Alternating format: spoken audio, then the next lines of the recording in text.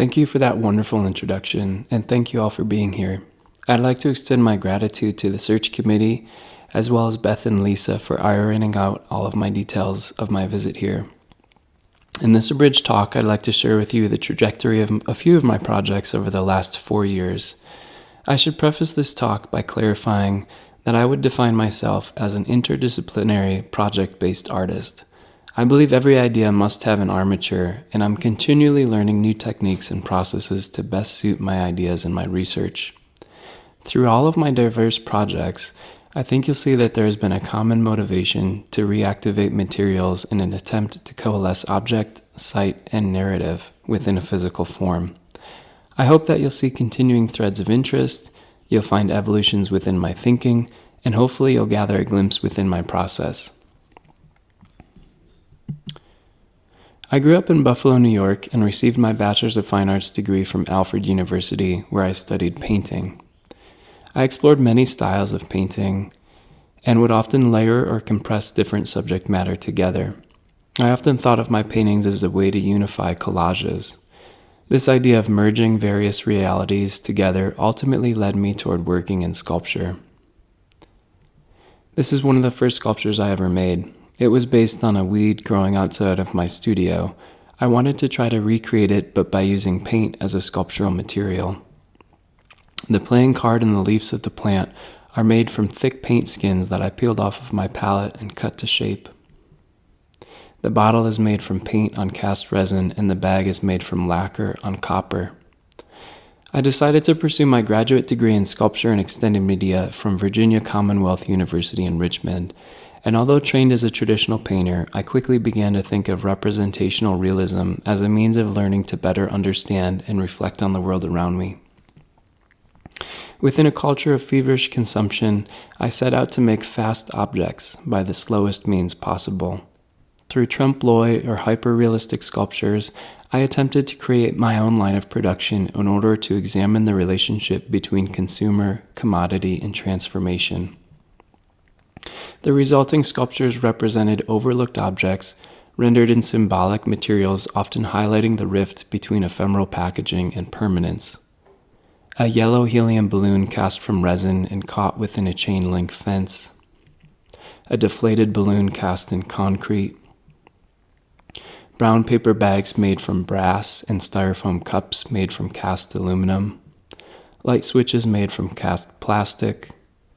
A cinder block cast from plasticized sawdust, a crushed cigarette carton carved in wood and painted with oils, plastic bags made from screen-printed glassine paper, 2x4s and other scraps of lumber made from acrylic paint on polystyrene foam, cardboard boxes carved from MDF, and shelving units meticulously carved from pine and birch.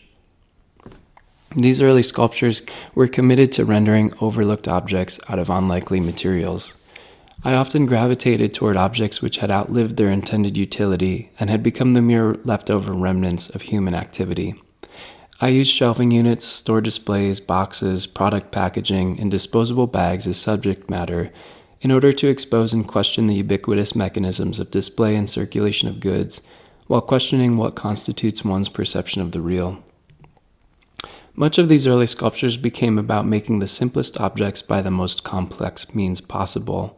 They became records of my time and remnants of the detritus I would find on my daily walks to the studio, like these drywall screws made from cast resin.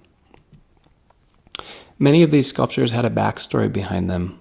For example, this piece titled House of Cards reflects on a story I heard years ago while listening to a podcast on consciousness.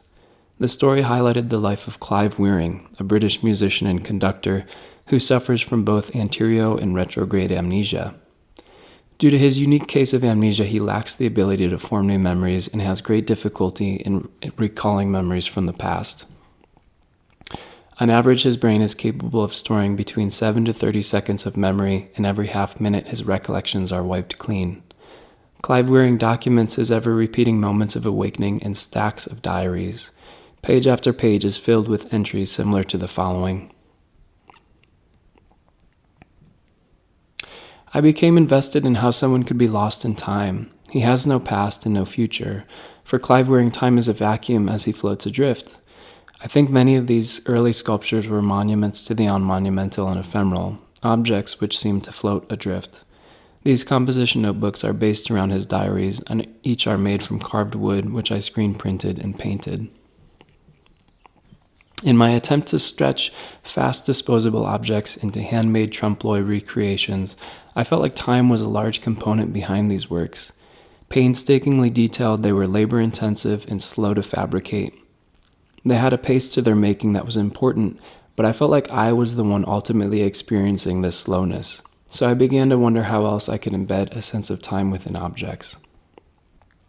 I began to speculate what these objects would look like if they truly outlived their user. A trophy made from dust and mortar powder. Burnt styrofoam cups cast from aluminum and painted in acrylic. A precarious stack of handmade facsimiles melding together on top of a termite mound. A mysterious device made from concrete, raw clay, and steel. A mailbox made from resin and wood. 2 chairs made from carved wood and a concoction of cast resin and dirt. A 7-foot-tall sandcastle made from dust and wood. Toward the end of my first year in graduate school, I began to question the singularity of these objects. I grew to become much more interested in assembling a constellation of objects which might have a certain dialogue or friction between them. This was an exhibition I installed in a 10,000 square foot abandoned grocery store. The title of the show is Reverse Arrival, which I was thinking of as being another way of saying to leave or to escape. Throughout the installation, there were sculptures of yellow brick walls. I was teaching a CNC course at VCU and loved the idea of being able to translate virtual data into physical objects. I was especially drawn to the idea of using something intangible to make a very tangible thing, such as a wall. Here's a screenshot of that digital file, which was used to make those walls. Each of them are milled from polystyrene foam using a CNC machine. And here's a detail of one of those finished walls after it's been painted. At the heart of the installation was this sculpture of an aluminum anvil. I was researching aluminum as a common contemporary material at the same time as teaching digital fabrication classes. I made a digital 3D rendering of an anvil, which I milled using a CNC machine. I made a mold of this digital anvil and then cast it using aluminum sourced from contemporary aluminum tools, such as the backs of iPhone 1s, car parts, silverware, CPUs, and computers, even small hardware from airplanes that I was buying off of eBay. I wanted to create a circular logic conflating contemporary and archaic technologies. Along with being a tool to literally forge new tools, the anvil, of course, has also become a symbol of impending catastrophe within cartoons. This video played on a loop in the exhibition space.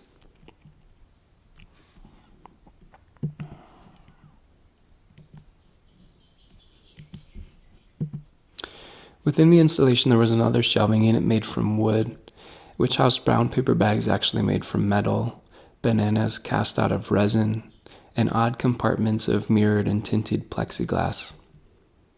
At the bottom of the shelf was an aluminum cast of a plastic bag, which you can see a detail of here.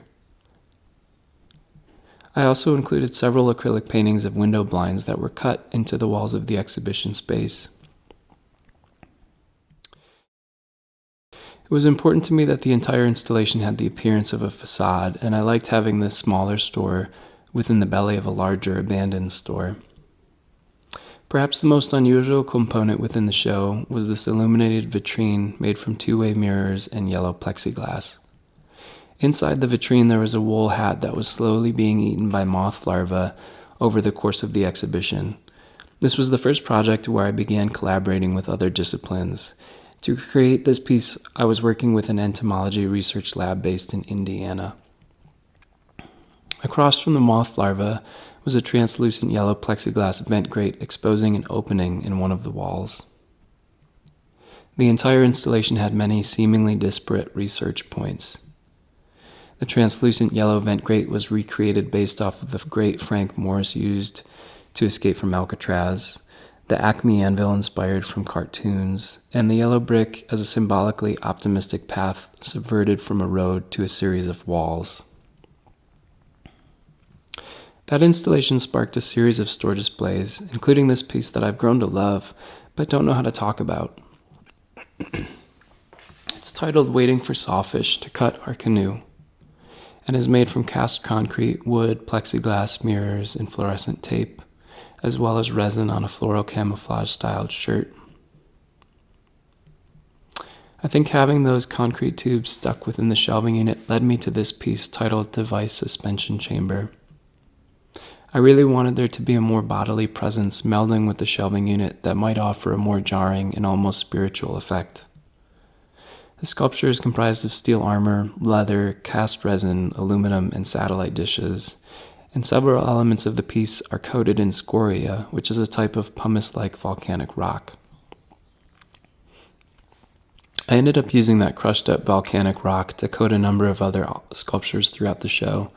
This piece consisted of an aluminum shipping pallet, a flat-screen television, plant matter, plexiglass, and ash. I also created these satellite antennae with the scoria rock. Here are a few more works from that show. This piece of armor is actually made from a concoction of unfired clay, dust, fiber, and glue.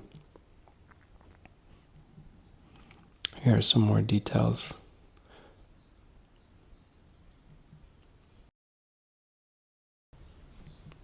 As I'm sure you've noticed, using specific materials or ingredients within my sculptures became more important to my practice, and I began to research some of the most historically valuable resources, which led me to this exhibition titled In the Purple. Historically, the color purple was rare, made from laborious process of crushing and boiling specific species of sea snails. The resulting dye, known as Tyrian purple, was worth more than gold and reserved for the elite. A child born into the wealthy class was said to be born in the purple. The exhibition worked to unpack the history of this rare dye, and after months of attempting to contact fishermen in the Mediterranean, I was finally able to connect with a professional shell dealer who mailed me the specific snail species shells from Spain. A friend of mine helped me scan the species of Murex snail shells using a 3D scanner, and I printed them at an enlarged scale and displayed them on oversized store displays.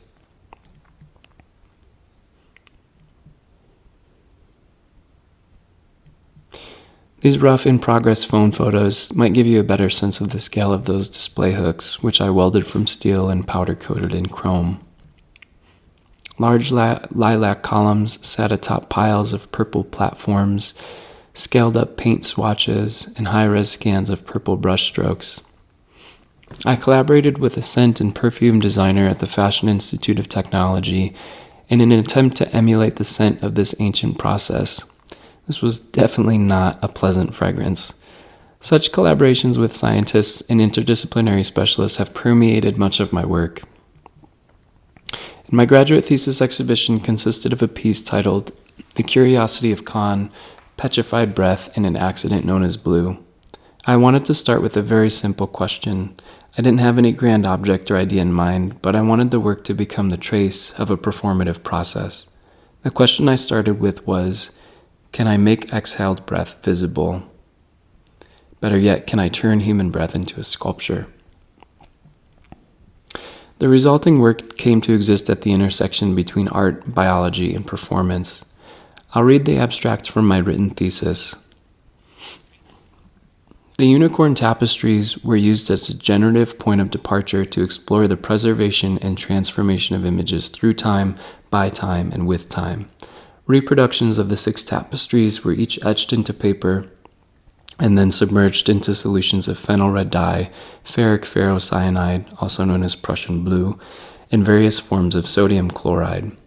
Exhaled breath was used to encrust these images of the tapestries into physical objects, which gradually crystallized and changed colors in response to viewers within the surrounding space. An invasive plant species native to Richmond, Virginia, was utilized as a catalyst to reabsorb carbonic acid from exhaled breath and convert the objects back to their original or not-so-original states.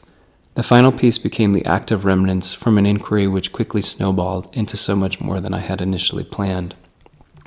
So essentially, there were several containers of a liquid chemical, not all that dissimilar to litmus paper, that I was collaborating to develop with PhD students in VCU's microbiology and immunology departments. And the same way litmus paper changes color in response to acidity, the chemical changes hue in response to varying levels of carbon dioxide. You can spot those chemical tanks on the table here, varying from oranges to reds. Reproductions of the 6 unicorn tapestries were created using a laser engraver on paper, so essentially a vector version of this image, among 5 others, was etched into paper. I should mention, so prior to graduate school, I worked at the Metropolitan Museum of Art, and I was always fascinated with the tapestries at the cloisters. I was able to meet with the curators and conservators and loved how they described the tapestries as these fragile, ever-changing objects which needed constant maintenance, care, and precise regulation of atmospheric conditions. So here are 2 in-progress shots. On the left, you can see the vector image of one of those tapestries being engraved in paper, and on the right, you can see it here as an object after it's been exposed to viewer's breath and is really beginning to crystallize and change colors. Over the course of the exhibition, gallery workers would slowly lower the etched paper into the chemical containers, and the etched paper would change colors and crystallize and petrify. The entire sculpture was reactive to the conditions in the gallery and slowly changed color over the course of the exhibition. Contemporary iterations of the various motifs and symbols from the original tapestries were printed and distributed behind the chemical reactions, such as the Creole, which contains the unicorn seen crystallizing here, or stacked in a pile on the bottom right corner under the table. Through my research, I was able to identify all of the plants from the tapestries, which I printed generic Google images of and cataloged as a backdrop to the chemical reactions. You can make out some of those prints pinned throughout the sculpture. This piece became a significant shift from a static object in a gallery to a much more active and curious process-driven way of working with totally unknown outcomes. And this sort of curiosity is something that I thrive for in many of my current projects.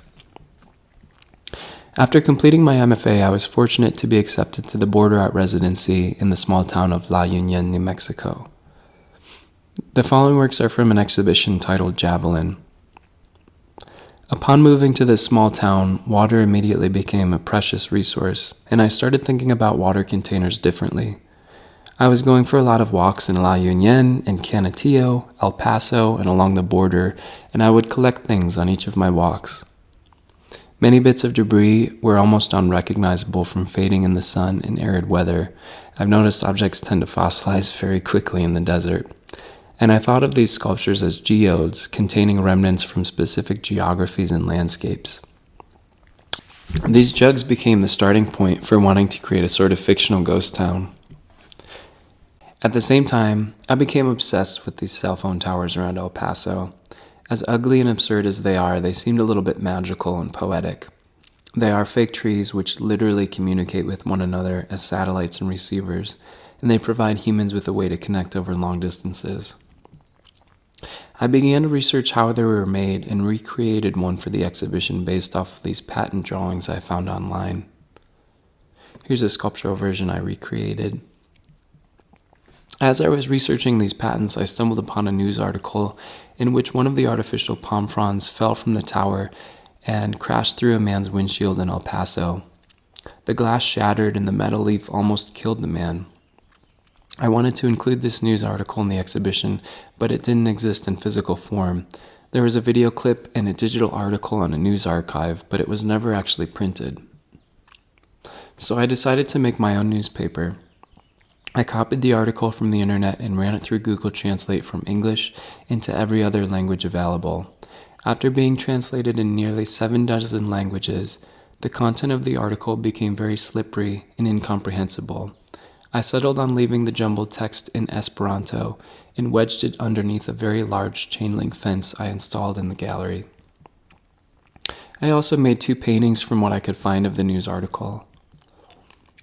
This one's made from oil and acrylic, as is this one, although this one has a palm frond on top of it. 2 tattered banners were displayed like elongated flags from the wall nearest the entrance. The painted surface of these fraying banners glow in subtle gradation from warm lavenders to pale yellow hues, and are titled Rise Sun, Set Sun, as a nod to an in-between state of time.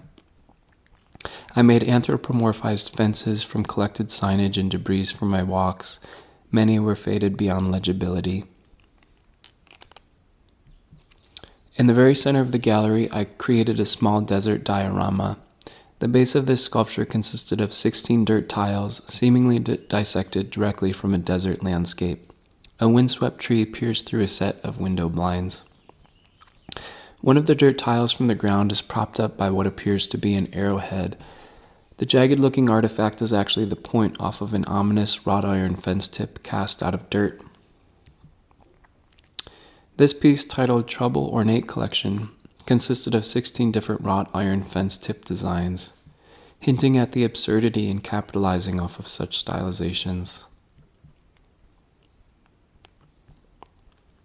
This sculpture consisted of a cluster of inflatable toy snakes, cast mid-motion, multiplying and writhing in a contorted knot on the gallery's floor. It is titled Warding Off the Old Snakes Club and is made from cast aqua resin and acrylic paint. Here were a few more details from that exhibition.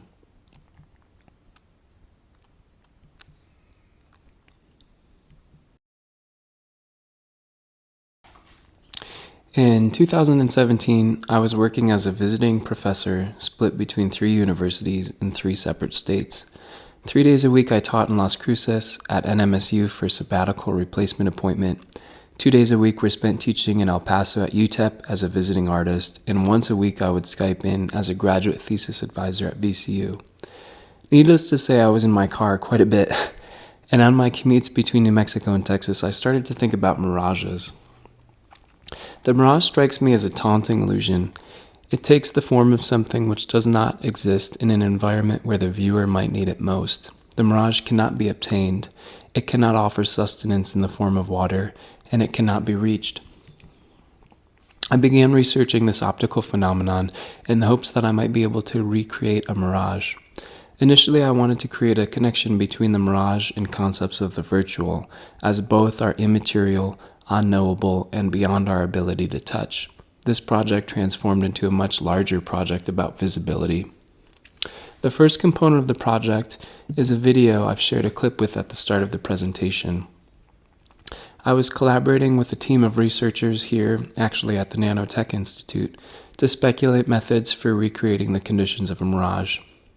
In their labs, they've been working almost exclusively with carbon nanotube fibers and various chemicals.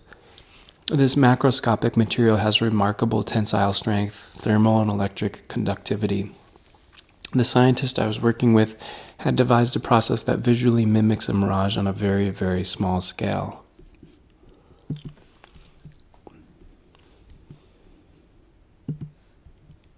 For the second component of the project,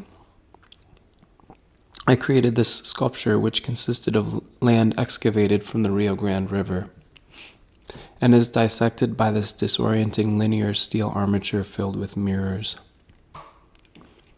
Here are some detailed pictures of the sculpture, where you can see the sculpture being dissected by its own reflection. This was the third component of the project. I think of this as a performative gesture more than a sculpture or a photograph, and to date it's been my largest collaborative project.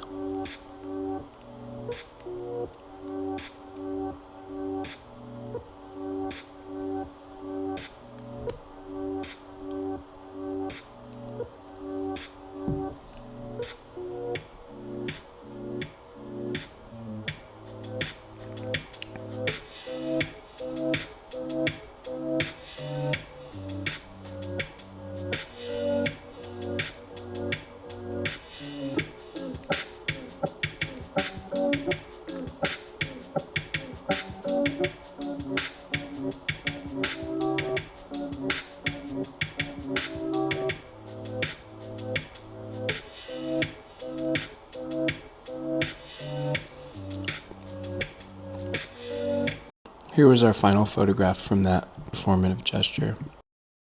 I'll share just a few more projects. With the Dust of This Planet is a performance project that my friend Layla Mozayan and I collaborated on. Over the course of the exhibition, we sifted, categorized, and cataloged several hundred pounds of dust and debris in order to mimic a TSA checkpoint. We repurposed this children's treadmill as our makeshift security conveyor belt, and here's a video clip of that conveyor belt in action.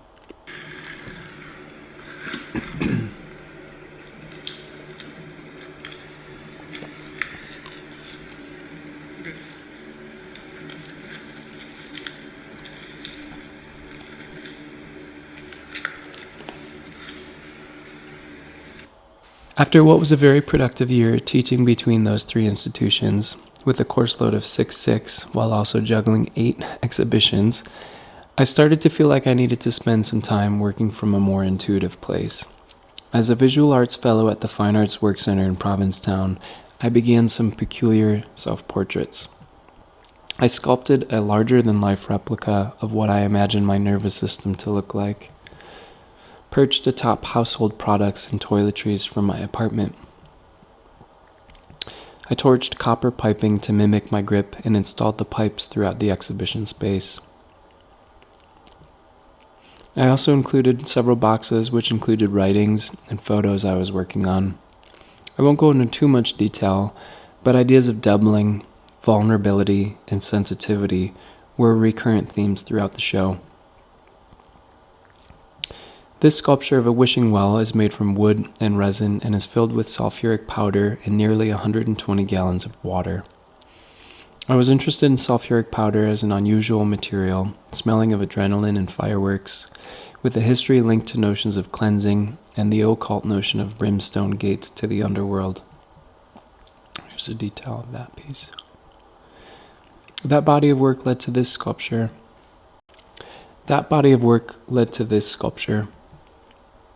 I was reading a book by the artist Peter Wackler and came across this excerpt which stuck with me. For a good 1,000 years, my left eye has been the least moldy companion of the several face parts wandering under these layers of oily fabric. My right eye said goodbye way earlier, but now I must declare the left one is gone too. It just melted down through my skull to reunite with the other at the back of my head. They put my brain elsewhere, probably in the top drawer of this night table I really liked. Toward the end of my time in Provincetown, I was invited to participate in a group show at the local museum. I wanted my contribution to connect the austere quality of the museum with the geography of Provincetown itself. P-Town is an incredibly affluent community, and many of the tightly woven houses are tucked behind white picket fences. I've come to think of most museums as housing relics from bygone eras, and I tried to imagine what one of those Baroque picket fences would look like on display in a futuristic museum, as a relic of an object no longer in use. I recreated paint swatches from epoxy, hoping they would have a visceral and bodily tension. The Knock Knock joke title felt appropriate, as a knock-knock joke alludes to two people on either side of an obstructive object, much akin to a fence. The back of the sculpture has a cutout and a small shelf, which held rose-colored silicone casts of my contact lenses. This last project is from a very recent exhibition, which opened at the end of January. The exhibition consists of 7 larger-than-life pieces of luggage hand-carved out of foam and wood. All of the scaled-up zippers are cast out of resin. And it's hard to grasp a sense of scale in these photographs, but this suitcase is actually taller than I am. Since this body of work is so new, maybe it would be best if I read an excerpt from a short writing printed in the exhibition catalog. If this house is a hologram, then what were we? A limb caught between here and there, always twisting, a shadow cast somber without light, a moment frozen beneath a coat of shellac, a cloud of hurled words wavering, the single hum of a glowing white refrigerator. Demarcated dirt denotes distance and divide. a non-place where there is only elsewhere and other and afar, and the grooves of my shoes are already caked in mud. Endlessly scrolling, our attention slides, never sticking to any one thing. Eyes that float and shadows that sink, there is only threshold after threshold. A downcast gaze is symptom of wandering, distracted by veneer, veer, deflect, and avert, self-willed alienation. An escape is always just beyond. Lonely, lost, and peculiar, this is an atmosphere of splintered identities. When not swallowed up, we are left to stumble. Atomized and dissected, there is only the possible, plausible, and potential. Interwoven indecisions like bees encircling the hive we call head, always spilling and coagulating at once, entombed in a machine we call body. Kind of an intense point to pause, but I'd like to shift gears to discuss my experiences as an art educator for these last few minutes. While completing my BFA, I worked to obtain a second major in K-12 art education. And during my training, I shadowed many teachers, students taught at the elementary, middle, and high school level, and completed required courses in pedagogical theory, art education, adolescent development, psychology, and the behavioral sciences. Although my role as a teacher over the last decade has been multifaceted, split between teaching through museums, public schools, and various universities, those initial studies have really served as the foundation to my experience as an educator. I've helped design and implement community outreach programs at the Albright Knox Art Gallery in Buffalo, the Provincetown Art Association and Museum in Cape Cod, the University of Buffalo's Anderson Gallery, and the Metropolitan Museum of Art in New York. Prior to my graduate studies at VCU, I worked as a high school art teacher in New York for 4 years, and as a public school teacher, I learned many strategies and tools that have evolved with me in my more recent experiences teaching at the college level. Namely, strategies for motivating students, how to design assignments that would challenge and engage students, how to manage and organize a large group of people within a safe studio setting, and how to create an environment where my students could feel empowered to experiment and ask questions through their artwork. I ultimately resigned from my tenured teaching position to attend graduate school at VCU, where I shifted my focus into sculpture and extended media. As part of my graduate teaching fellowship, I was able to teach courses at VCU.